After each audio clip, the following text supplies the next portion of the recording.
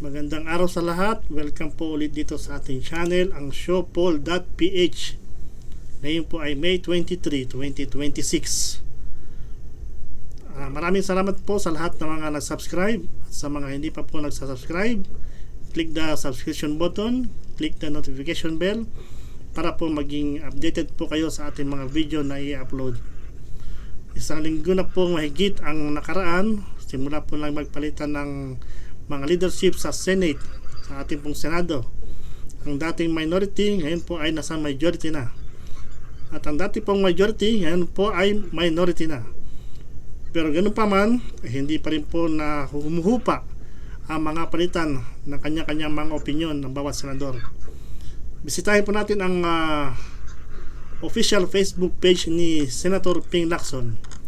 Tingnan po natin yung kanyang mga binahaging opinion sa kanyang pahina.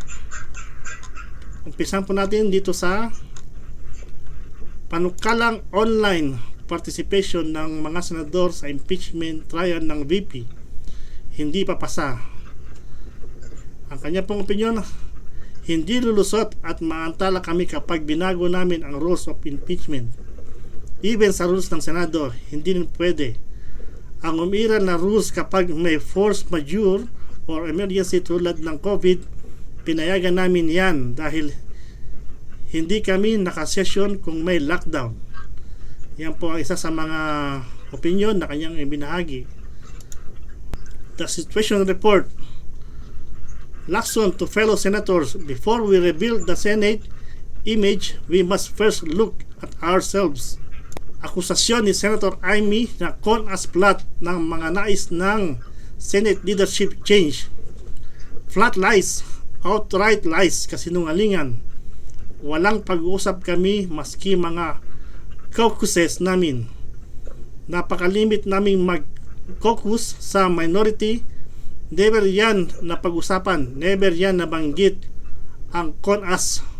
Kung may planong mag-con as, di namin alam yan. Kung meron man at kung meron kaming narinig, di namin alam kung anong end take na gusto nilang makita. Minority bloc wins para sa Senate redemption. He, Senator Win Gatchalian, is capable, qualified, and prepares for his work in all committee hearings he attended or presided over. He knew what he was talking about and he was prepared.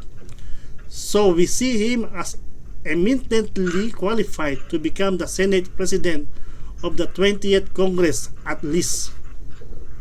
So yan po ang mga ibinahaging opinion ni Senator Ping Lacson sa kanya pong official Facebook page na Ping Lacson.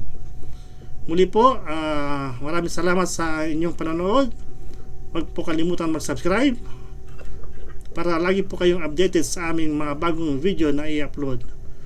Hanggang sa muli po, magkita-kita po tayo ulit. Maraming salamat. Syukran.